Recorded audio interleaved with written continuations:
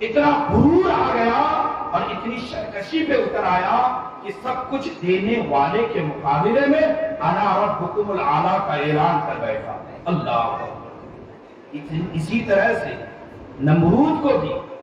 حضرت ابراہیم آئے خلیل اللہ بن گئے، موسیٰ آئے کلیم اللہ بن گئے، میرے نبی آئے حبیب اللہ بن گئے، حسین آئے شہیدوں کے امام بن گئے،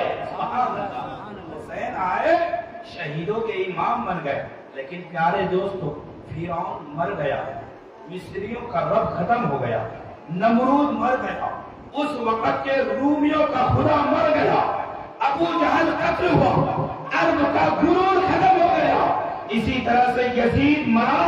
عراقیوں کا تاجدار چل بسا۔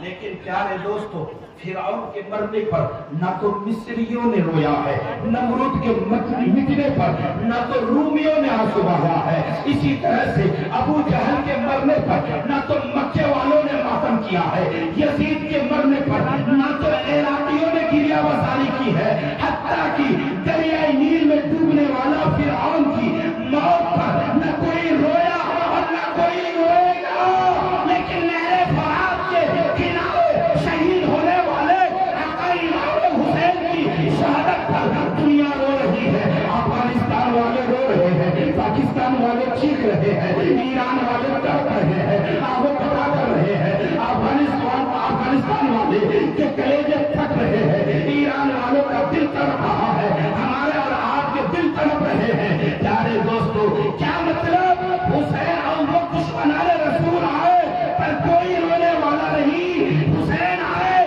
سب رو رہے ہیں۔ یہی تک محدود نہیں، آقا امام حسین کی شہادت کے بعد 6 مہینے تک آسمان کے کنارے سرخ رہے، شام کے ملک شام کے کسی بھی پتھر کو اگر آپ اٹھاتے تو تازہ خون کا فوارہ جاری ہو جاتا تھا۔ پیارے دوستو، گویا آقا امام حسین کی شہادت پر کائنات کا ذرہ ذرہ رو رہا ہے، دنیا پوری دنیا رو رہی ہے۔ کیوں پیارے دوستو؟ اس لیے نہیں کہ وہ آقا امام حسین مصطفیٰ جان رحمت کے نواسے ہے، نہیں، بلکہ اس لیے لوگ رو رہے ہیں کہ حسین زندہ ہے، حسین کا نام زندہ ہے، حسین کا نام زندہ ہے، حسین کا کردار زندہ ہے، حسین کا عمل زندہ ہے۔ ارے حسین نے دین کو بچا کر کے لوگوں کو یہ پیغام دے دیا، جب تک دین رہے گا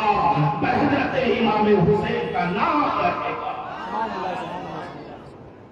جب تک دین رہے گا